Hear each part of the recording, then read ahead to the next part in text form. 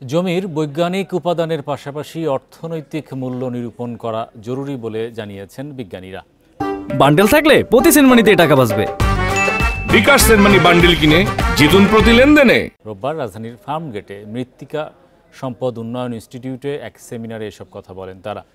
এ সময় বক্তারা আরও বলেন, মাটির স্বাস্থ্য ঠিক না থাকলে কৃষি উৎপাদনে নেতিবাচক প্রভাব পড়বে। সেজন্য সকলকে মাটির সুরক্ষায় আরও সচেতন হতে হবে। মৃত্তিকা সম্পদ কতটা হুমকিতে রয়েছে তার সঠিক চিত্র তুলে আনতে হবে।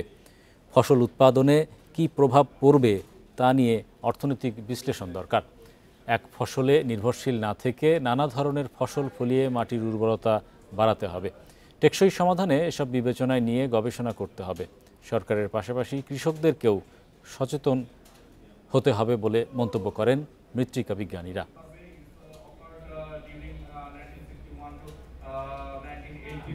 So it has a great impact to